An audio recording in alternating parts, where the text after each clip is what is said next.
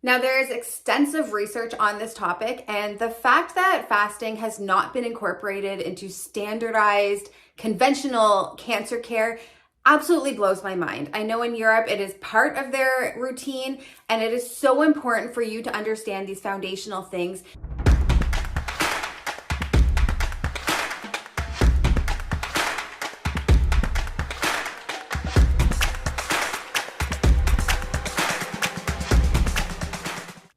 When you want to have the best chances for survival after a cancer diagnosis, fasting absolutely has to be part of your treatment plan.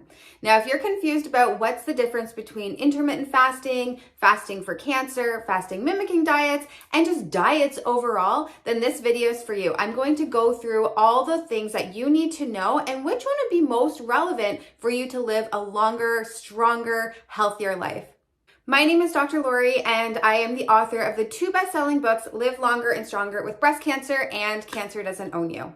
Now, there is extensive research on this topic, and the fact that fasting has not been incorporated into standardized, conventional cancer care absolutely blows my mind. I know in Europe it is part of their routine, and it is so important for you to understand these foundational things because it'll help in so many ways. For one, while you're going through chemotherapy, it'll help reduce toxicity, it'll help reduce tumor growth, it'll bring down inflammation, help with your immune system, reduce risk of METs, reduce tumor progression, and most importantly, improve your overall survival. All right, now let's get into it. What is prolonged fasting and what is fasting overall? For cancer care, the most important thing is to learn how to do a prolonged fast, which is generally anything above 20 hours of no food at all. No drinks that can spike your sugar levels, and not putting anything in your body that essentially increases insulin production.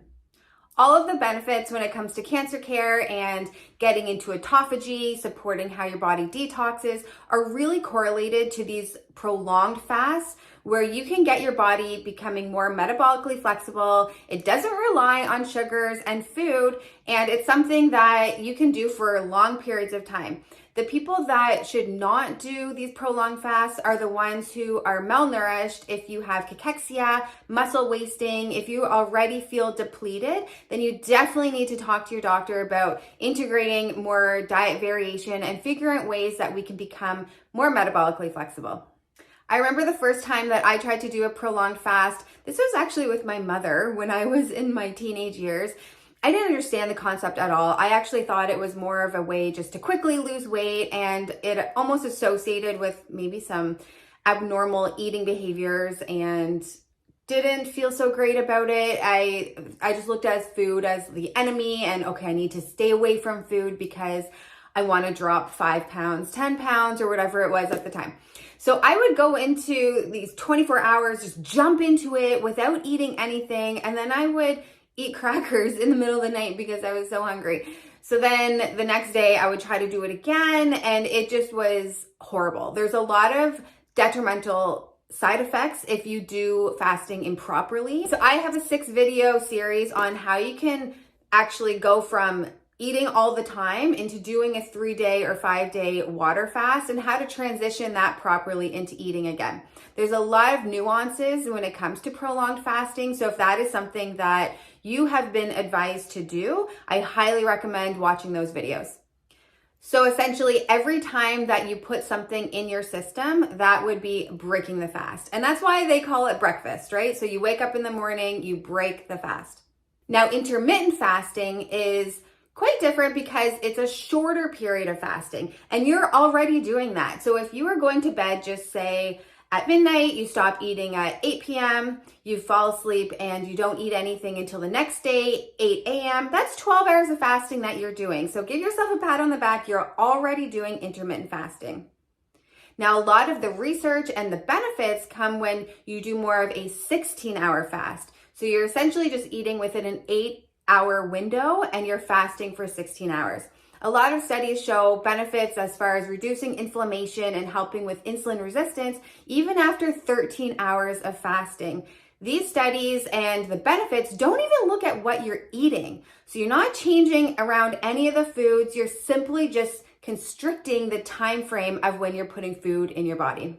Now it's interesting because I'll hear patients say, oh, I just have a little bit of almond milk, just a tiny little bit into my coffee in the morning, and then I go until 2 p.m. and don't eat anything. So that's really like 20 hours of fasting that I'm doing every night. But if you have a little bit of anything that is spiking your glucose and spiking insulin, that breaks the fast. So you may as well just start eating right then. So I talk all about this in my Fasting Made Simple video series. It's a 6-part series where it takes you from not being able to fast at all, having regular snacks and meals throughout the day, into how to do a 3-day or longer water fast. And intermittent fasting is part of the beginning phases. So if you've never done a prolonged fast, start there. Start with 12 hours fasting at night. The next night, try to do 13 hours and try to build up. So every few nights, you can try to get up to the 16 hours and sustain that. Now, depending on what your goals are and how you're feeling and even what your history of fasting has been like, it could take months to get up to that 16-hour time frame of fasting at night. So you look at your own health and what goals you have, because don't compare yourself to someone else who can go a full day without eating if that's something you've never done before. Now, the third type of diets or fasting is actually a cheater's version of fasting. If you're unable to do a prolonged fast, you may want to entertain the idea of doing a fasting mimicking diet. This was highly researched, and I feel like it was also invented by Dr. Walter Longo, who did all the research when it comes to getting your body into autophagy and supporting your cancer care journey, especially through chemotherapy. A lot of the benefits that you can get through a prolonged fast can also be seen in this fasting mimicking diet. And what essentially it is, it's lower calories each day for a 5-day window. So the gauge is between 500 and 1,000 calories every single day, depending on your body weight. So if you're closer to 100 pounds, then you'd be closer to 500 calories. If you're closer to 200 pounds, then it would be closer to 1,000 calories. And with this diet, there's certain criteria that you need to follow. So the calories that you are having every day, you want to have it low protein, low carbohydrates, and moderate amount of fat. I actually find the fasting mimicking diet quite challenging. And it may be because I'm an all or nothing type of person. So if I can have just a little bit of, just say like 2 crackers in the day and half a thing of greens juice and I don't know, some fiber or a couple vegetables and like 3 berries.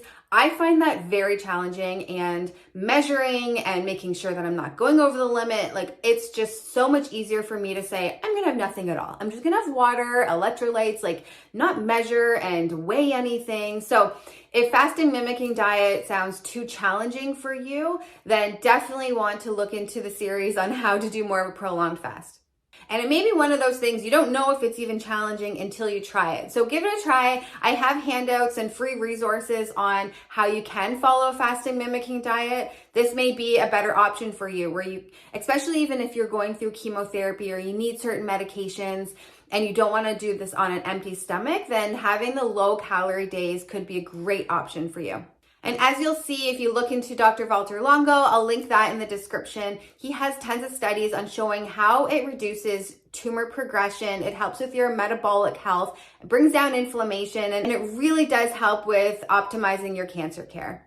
And it's pretty cool that you can achieve similar autophagy effects without food for those 5 days, and you are still having some things in your system.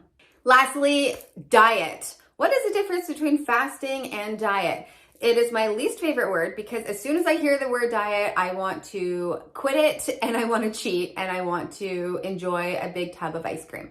Or I want something that is basically not restricting me. So if I'm told, oh, you need to restrict those calories, you need to weigh anything, or you need to stay away from this or don't do this, I just want to break those rules right away. So a diet is very different because you're counting how many calories you're having, you're restricting a lot of foods. You can eat whenever you want. It's really more about what you're eating versus the timing of what you're eating. So you'll see a lot of diets out there like paleo, vegan diets. All of them have certain food restrictions that you're not allowed to have. I'm all about being more metabolically flexible and following a personalized meal plan and individualizing your cancer care. So I would never say to someone, you need to follow this strict diet. It's more about looking at food as fuel and energizing your system, looking at blood work, tweaking things, and supporting how you can feel the strongest throughout your cancer care journey. So I hope that clarified some of your questions about fasting, intermittent fasting, prolonged fasting, fasting mimicking diets. And if you want to dig deeper into how to do a prolonged fast, make sure to check out my following videos.